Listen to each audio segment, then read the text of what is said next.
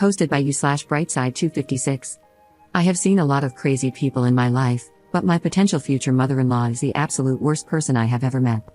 I, 30F, have been with my boyfriend, 31M, for 8 months now. For the first few months, everything was amazing. He is the sweetest and most caring man I have ever been with. He likes to surprise me with fun dates and flowers for no apparent reason.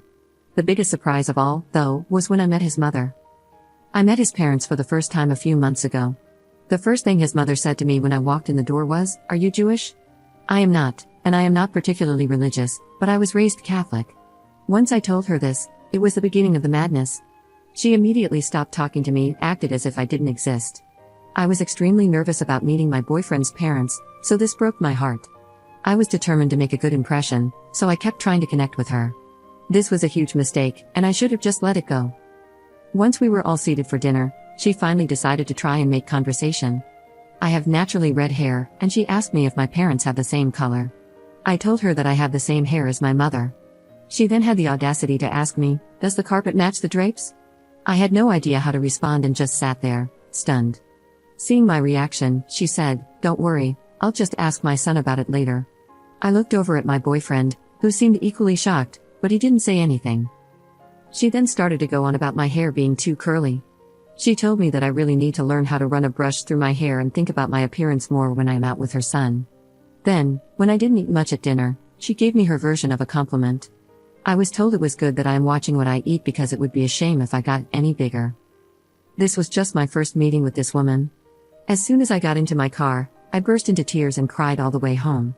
My boyfriend was texting me and apologizing for his mother's behavior, but the damage was done, and I told him I needed time to think. He went into apology overload after this, sending flowers to my office every day and leaving me messages begging me to talk to him.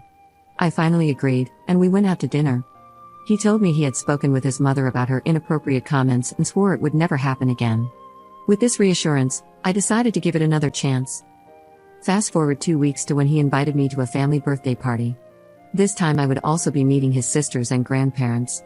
His grandparents and sisters are awesome people. They asked me normal questions about my job, family, and friends. His mother seemed to be avoiding me throughout the evening, and honestly, I was okay with that. I went to grab something from my purse and noticed that it was not where I left it. I looked everywhere but could not find it.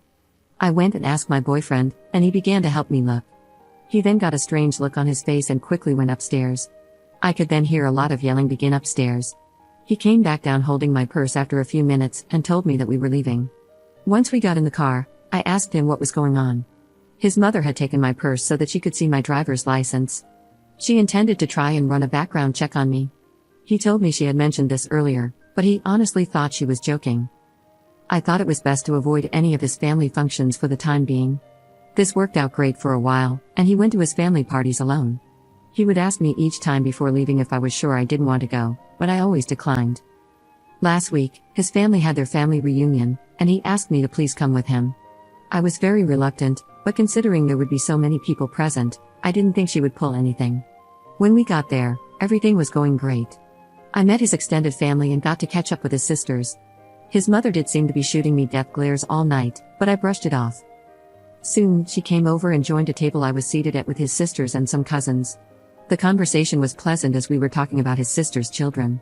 His sister has a daughter who is 12 and the same age as my niece.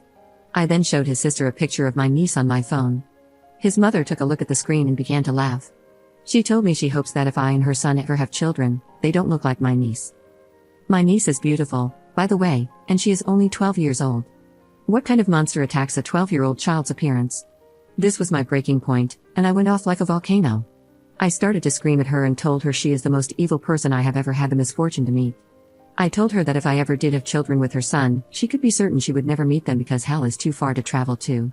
I'm not 100% certain about everything I said, but from what his younger sister later said, it was epic. She began to play the victim and wailed that I had just misunderstood her joke. My boyfriend came rushing over at this point, and she threw herself into his arms, telling him I am a horrible woman and he needed to throw me out right now. He told her that wasn't going to happen and to stop making a fool of herself. She seemed to accept this for a moment and sat back down, but she just kept sobbing that I didn't understand how to take a joke. Then something in her snapped as she noticed something my boyfriend was holding in his hand and began to have another meltdown. I didn't understand what was happening at this point and just stood there watching a grown woman pitch a fit like a toddler. None of what she was saying made any sense to me, as it was mostly incoherent screaming, but I did pick up on many derogatory comments directed my way. My boyfriend then told me we were leaving and told me to grab my things. As I started to get ready, his mother made a lunge for my boyfriend's hand and grabbed the small box he was holding. She then looked me dead in the eyes and said, "You will never have this ring, you little beach." She ran outside and threw the box down a storm drain. It turns out that my boyfriend was intending to propose to me. He had just obtained his grandmother's ring while we were at the reunion. His grandmother is completely heartbroken because now her ring is down a storm drain instead of continuing on in the family as she had always wanted. I don't know where to go from here. I'm devastated, confused, and exhausted. Can I ask him to never see his mother again? Is it my place to say something like that? I'm sorry that my story is so long, but I really needed to get this rant off my chest. Update 2 weeks later. I have been receiving a lot of messages asking for an update on the ring situation. Unfortunately, it could not be found. The city came out to try to assist, but they were unable to uncover anything. My fiancé and his family were devastated by this, and many of them have ceased communication with my future mother-in-law because of it. The ring held significant sentimental value within the family, more than I had understood at the time of writing my first post. This was literally the straw that broke the camel's back for many family members. His sisters have chosen to maintain contact with his future mother-in-law, and one of them told me that she is playing the victim card, claiming she had a mental break and that we all need to be more compassionate and understanding of her. I call this total crap, and I know she knew exactly what she was doing when she threw the ring down the storm drain. I have a theory that the ring never went down the drain to begin with. I suspect she might have hidden the ring somewhere on herself and only threw the box down the drain. I have no way to prove this, but I have expressed this concern to my fiancé and his family. It's a rather large house, though, so if the ring was hidden, it could be anywhere. I don't think it will be found anytime soon if that's the case. On a happier note, I am now engaged to my fiancé. My engagement ring does not have the same sentimental value as the other ring, but I love my new ring just the same. I'm very happy to be engaged, and I cannot wait to spend my life with my fiancé. My fiancé is now low contact with his mother, but word has reached her that we are engaged. After she found out, she apparently refused to leave her room for 3 days, refusing to speak to anyone or eat. The drama of this woman is unbelievable to me. Soon after I was informed about her condition, I started receiving a lot of strange emails and phone calls. I began getting calls from strange men asking me to perform various intimate acts. Obviously, I was mortified by this and immediately changed my phone number. I told my fiancé what had happened, and he thinks someone must be giving out my number by mistake when meeting these men. I didn't believe that, so I did a Google search of my phone number and found a few Craigslist ads written about me. The descriptions were just too similar to my appearance, they even mentioned my red hair. I truly believe my future mother-in-law is behind this. She knows how to post on Craigslist, as she sells a lot of used items online. I have also mysteriously been signed up for a variety of dating and porn sites. If this is my future mother-in-law, then I just don't know when she is going to stop. This is such a low level to stoop to, and I cannot believe how pitiful this woman is. I showed all of this to my fiancé and told him about my suspicions. He doesn't think his mother has the technical knowledge to pull this off. Then, what he said next chilled me to my bones, as I had thought his older sister liked me. He said his older sister had mentioned that to maintain a healthy relationship, you should be checking your partner's phone daily. She proceeded to tell him there should be no secrets, and I shouldn't have a problem showing him my phone when he gets home. I was planning to ask his sisters to be in my bridal party, and now I don't even know where I stand with them. Do they hate me too? What in the hell did I do to deserve this? I truly don't know who I can trust anymore. I have decided to limit what I tell them going forward, as I currently suspect they are my future mother-in-law's spies. For now, I'm going to try to enjoy my engagement and put this all out of my head. I guess I will just wait and see what happens with his family. Second update 20 days later. I have been getting messages asking for an update on my situation with my future mother-in-law, so I thought I'd make a quick post about what happened most recently. My fiancé went no contact with her after everything that happened. This lasted about a week before she showed up banging on our door. My fiancé was at work, and I was home alone at the time. She was wailing that she was sorry and just wanted to see me to apologize. Since I have neighbors who were beginning to watch this spectacle, I let her inside to talk. At first, she was very apologetic and said she just wanted to have a fresh start. She was pretty convincing, and I was actually considering just letting it all go. That's when she saw my Christmas tree, and all hell broke loose yet again. She began to scream that I was trying to convert her son to Christianity and that I was just a little whore trying to ruin her family. I kindly asked her to please leave and told her she was not welcome here, but she refused to budge. She told me that no son of hers would ever celebrate Christmas and proceeded to run towards the tree. She began tearing off every ornament and throwing them, leaving them smashed on the floor. I have many childhood and family ornaments on my tree that are very precious to me. Several were smashed in her rampage. I had to grab her and physically drag her away. This ended with her punching me several times and biting my hand. I finally managed to throw her out the front door and grab my phone to call the police. She proceeded to scream like a banshee out front and call me every name in the book. The police arrived soon after. And just like that, she completely stopped her fit and began to try and play the victim. She told the police that I was an intruder in her son's apartment and that I had attacked her. The police had arrived with an ambulance, and she was promptly taken to it because she was feeling faint and in distress after my brutal assault on her. The police then came to interview me, and I told them what had actually happened. I showed them the bite mark on my hand and the bruises that were beginning to form. My fiancé arrived at the scene and immediately came to my side. He confirmed to the officers that I do live there and that his mother is a nutcase. Seeing that her son was siding with me sent her into yet another tantrum.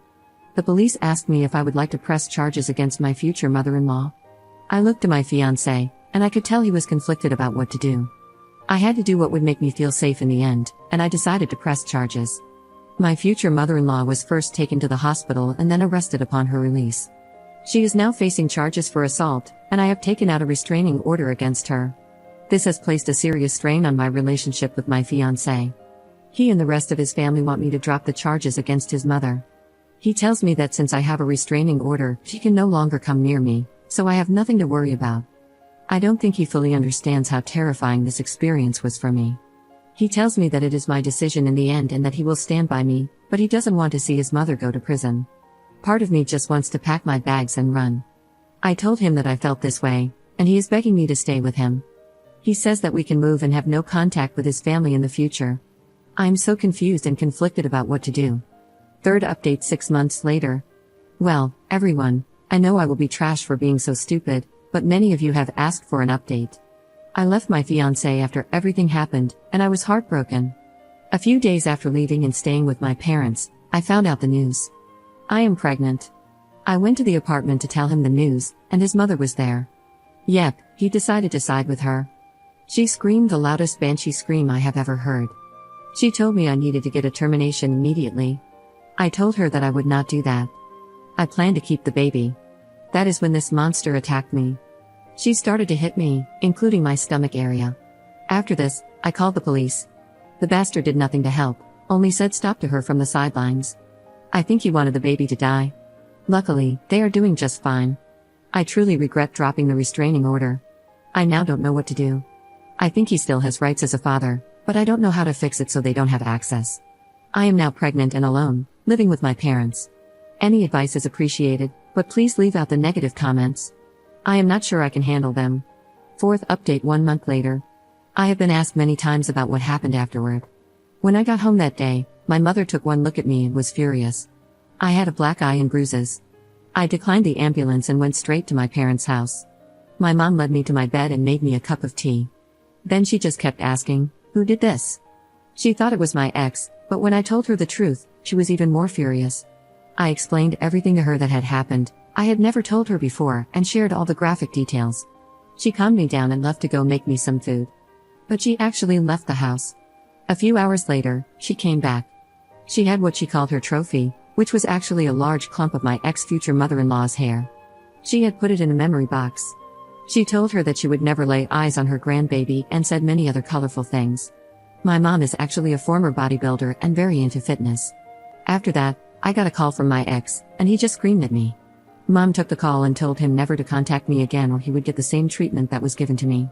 He has not contacted me since. Editor's note. There are posts made by Op that were deleted, so the story might feel a little incomplete to some of you. She hasn't updated her situation with her mother-in-law and her ex in almost 2 years. We can assume that the situation is concluded. Hopefully, everything is going well for her and her baby.